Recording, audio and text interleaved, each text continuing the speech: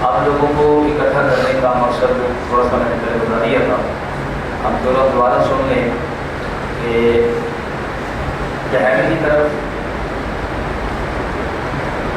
देवबंदियों ने एक मदरसा बनाने की कोशिश की है और कर रहे हैं।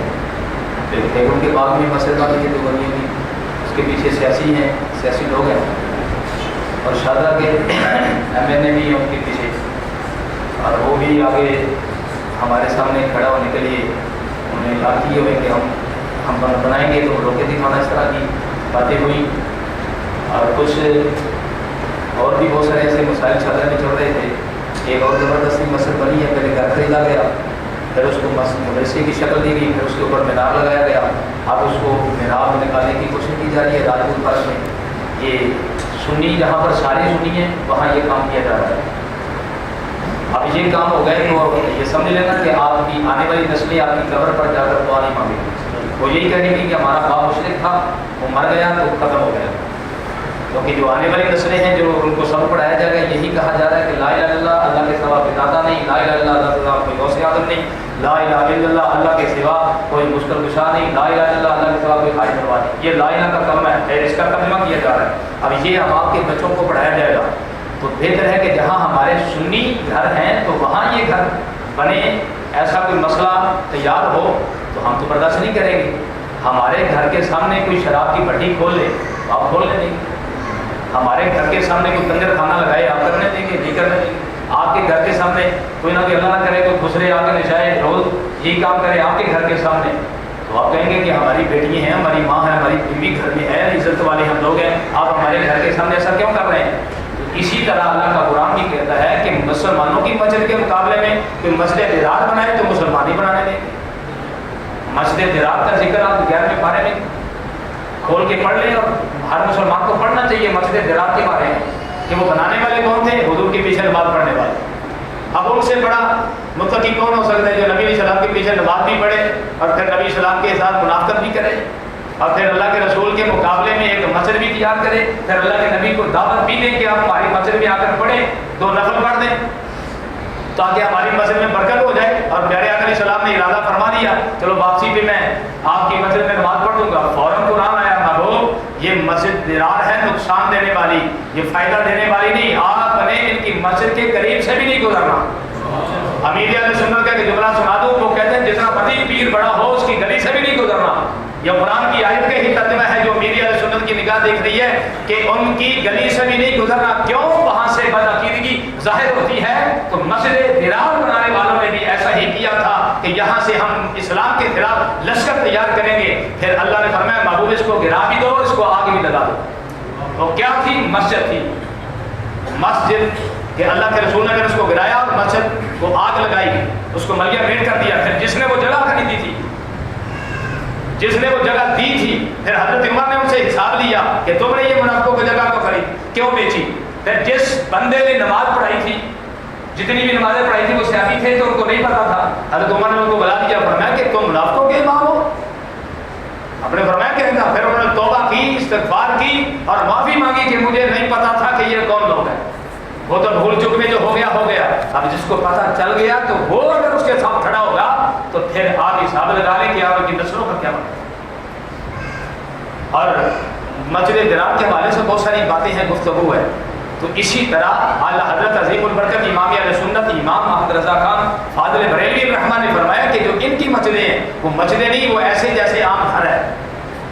इनके मस्जिदें मदरसे मस्जिदों के हुक्म में नहीं है, आम घरों के ये हुक्म में है कि वो आम जैसे घर होता है वैसे वो घर है, वैसे वो जगह है। क्योंकि जहाँ जिस जगह से हमारे आका के खिलाफ बात उठे या सुनने को मिले वहाँ से आवाज़ें बुलंद किए जाएं, जहाँ से आले बैत तहार के खिलाफ जुमले बोले जाएं, जहाँ असहाबे रसूल के खिलाफ जुमले बोले जाए, वो मस्जिद मस्जिद नहीं होती और मदरसा मदरसा नहीं होता, वो फितना का होती है। और वो फितना परवर होते हैं लोग जो अहले सुन्नत के लोगों को गुमराह करने की कोशिश कर रहे होते हैं। इसलिए मुसलमानों और मेरे प्यारे मुसलमान भाइयों, जागो, हमारे महलों में क्या हो रहा है, हमारे शहर में क्या हो रहा है, हमारे इस माहौल में क्या हो रहा है कि हमारी नस्लों को किधर ले जाया जा रहा है और हमारे हाथों से छीन कर ले जा रहे लोग, और हमारे ही पैसे हमारे घरों से चंदा इकट्ठा करके اپنی مسجدیں بنا کر اور وہ ہمارے خلاف کھڑے ہو جاتے ہیں. بعد میں کہتے ہیں کہ غوث اعظم کہنا جائز نہیں, بعد میں کہتے ہیں کہ یا رسول اللہ کہنا جائز نہیں, انگوٹھے چومنا جائز نہیں, 11ویں کرنا جائز نہیں, کل سادہ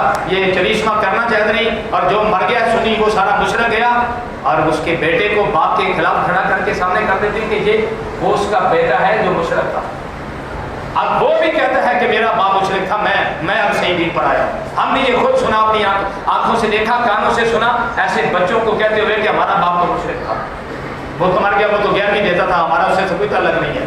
تو آپ بھی چاہتے ہیں کہ آپ کی نسلیں ایسی بن جائے کہ باپ کو مشرک بنا کر کھڑا کر دیں, اور پھر اسی بات سے اندازہ لگا دیں جو ہمیں کہتے ہیں کہ ان کے پیچھے نماز کیوں نہیں پڑھتے, اسی وجہ سے وہ ہمیں کافر کہتے ہیں. تو جو کس کو کافر کہے وہ بندہ اس کے پیچھے نماز کیسے پڑھ لے؟ مسلمان کے پیچھے نماز پڑھ سکتا ہے, کافر کس کے پیچھے نماز پڑھے؟ یہ بات ذرا آپ تھوڑی سی سمجھ لیں. جو بندہ آپ کو مسلمان ہی نہیں سمجھتا, آپ کو مشرک کہتا ہے, آپ کو بدعتی کہتا ہے, اس کے پیچھے نماز آپ کیسے پڑھ لیں؟ آپ کو تھوڑی سی بات اپنا امام بات کر دے, آپ اس کے پیچھے نماز نہیں پڑھتے, ہمارا امام ہمیں اچھا نہیں لگتا. تو بھائی اپنا امام اچھا نہیں لگتا ہے ایک بات کرنے کی وجہ سے, تو جو ہمارے آقا کے خلاف دن رات باتیں کر رہے ہیں, اہل بیت اطہار کے خلاف دن رات باتیں کر رہے ہیں. یہ حضرت میرے پاس کئی کتابیں پڑھی ہیں جس کے اوپر انہوں نے لکھا ہے کہ امام حسین تو باغی تھے مادر.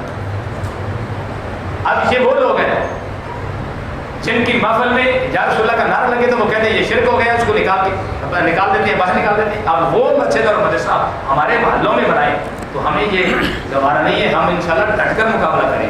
اور یاد رکھنا اسلام جب بھی پروان چڑھتا ہے تو اس سے پہلے قربانیاں جانتا ہے, تو کچھ نہ کچھ ایسا ہمیں کرنا پڑے گا. اگر سیاسی لوگ ہمارے مقابلے میں آئیں گے تو انشاءاللہ آپ یقین رکھیں مذہب کے سامنے سیاسی نہیں ٹک سکتا, مذہب کے سامنے سیاسی بندہ نہیں ٹک سکتا اللہ کے فضل و کرم سے. اگر 2-3 اس نے گھڑیاں بنا دی تو اس کا مطلب یہ نہیں کہ وہ ہماری آنکھوں کا تارا بن گیا ہے. ہم تو تب آنکھوں کا تارا بنائیں گے جب ہمارے مسلک کو فائدہ ہوگا, ہمارے دین کو فائدہ ہوگا. یہ وہی لوگ ہیں کہ جنہوں نے ختم نبوت کے غدار ہیں. اب وہی لوگ ہیں نا کہ جنہوں نے ختم نبوت کے ڈاکے ڈالے ہیں. تو اب وہ بندے جو ان کے ساتھ کھڑے ہو گئے, جو مراکز بنانے کی کوشش کرتے ہیں, تو ختم نبوت کے ڈاکہ پر ڈالنے والوں کے ساتھ کھڑے ہو جائیں گے تو ہم اس کو مسلمان کیسے ڈالیں؟ کیسے ان کو کہیں جب مسلمان ہیں وہی بنے تھے جی انہوں نے ختم نبوت ڈاکہ مارا ہے تو یہ لہذا کافر ہو گئے, تب وہ کافروں کے ساتھ کھڑے ہو, بے دینوں کے ساتھ کھڑے ہو گئے, منافقوں کے ساتھ کھڑے ہو گئے, جو دن رات ختم نبوت کے اوپر ڈاکہ ڈالنے کی کوشش کرتے. انشاءاللہ العزیز آپ ہماری اس بات کی تائید کرتے ہیں کہ انشاءاللہ ہم مذہب کے لیے ایک ہے, مسلک کے لیے ایک ہے. انشاءاللہ العزیز ہم اپنے مسلک کو بھی بچائیں گے, اپنی نسلوں کو بھی بچائیں گے. ورنہ یاد رکھنا کہ جس نسل میں ایک بھی بندہ بے ادب پیدا ہو گیا ساری نسلیں بدبودار ہو جائیں گی. دعا کیا کرو کہ اللہ ہماری نسلوں میں تا قیامت کوئی بے ادب اور گستاخ پیدا نہ کرے. اللہ ادب اور آسکار اس کے رسول میں ہی ہماری اولادیں یہ بڑے اور جوان ہوں, اور اللہ رب العالمین ہمیں آسکان رسول ہی اولاد عطا فرمائے. ورنہ ایسا ماحول پیدا ہو چکا ہے, ایسا معاشرہ بنایا جا رہا ہے کہ ایک گھر میں ایک بندہ ہے تو اس کو دہشت گرد بنا دیا جاتا ہے, دوسروں کو کافر بنا دیا جاتا ہے, تیسرے کو مشرک بنا دیا جاتا ہے. وہ کون کر رہا ہے؟ یہی دہشت گرد جو لوگ ہیں کہ جنہوں نے فوج کو بھی مارا, پولیس کو بھی مارا, اور ہمارے ملک پاکستان کی مسجد کو نہیں چھوڑا کہ جہاں بم دھماکے کیے. کون نہیں جانتا کہ یہ کون لوگ تھے؟ لال مسجد والے کون تھے؟ لال مسجد والے کون تھے؟ وہ کس کے مقابلے میں کھڑے تھے؟ ہماری فوج کے مقابلے میں. وہ کس کے مقابلے میں؟ ہمارے پاکستان کے مقابلے میں کھڑے ہوئے تھے. بہت سارے لوگ کہتے ہیں جی لال مسجد کے اوپر ظلم ہوا ہے. آپ کو پتہ ہی نہیں کہ وہ کیا کر رہے تھے ہمارے اسلام کے خلاف. اور وہ کیا کر رہے تھے؟ وہ دہشت گردوں کو پناہ دے رہے تھے, ان کا اسلحہ اپنے پاس رکھتے تھے, اپنی امداد ان کو دیتے تھے, اور پھر اپنی بچیاں ان کو تیار کر کے دیتے تھے, اور ان کو ٹریننگ دیتے تھے, پھر ان کے پاس بھیجتے تھے کہ وہ لڑیں. ایسا ماحول بنا ہوا تھا. ہم تو اللہ کے فضل سے تھوڑا بہت ہمیں پتہ ہے کہ وہ لال مسجد میں کیا ہو رہا تھا, پر جو ہوا اچھا ہوا. اب ہم اپنے شاہدرہ میں یہ ایسا کام نہیں ہونے دیں گے کہ کوئی دہشت گرد ہمارے محلے میں چھپ کر ایسا اڈا تیار کرے کہ جہاں سے دہشت گرد بنے, جہاں سے دہشت گرد نکلیں, جہاں سے اسلام کے خلاف باتیں نکلیں, جہاں سے ہماری نسلوں کو مشرک بنایا جائے کہ کوشش فتوے لگائے جائیں اور بدعتیوں کو کہا جائے. تو انشاءاللہ عزیز حضرت علامہ مولانا محمد شریف الدین قدامی صاحب آگے لاہ عمل طے کریں گے. باقی تحریکوں کے بھی دو صاحب تشریف فرمائے ہیں. تحریک لبیک یا رسول اللہ کے شہزاد بھائی ہیں, اور سنی طریقے بھی آپ حافظ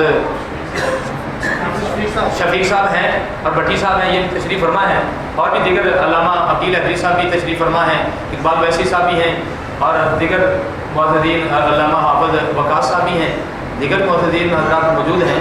تو اللہ کے فضل و کرم سے آپ اگر ہم نے آپ کو اکٹھا کیا ہے اس لیے کیا ہے کہ آپ کا ایمان بھی بچے، عقیدہ بھی بچے.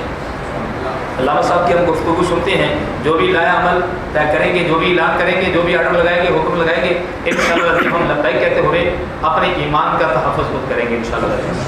آپ ہمارے ساتھ ہیں.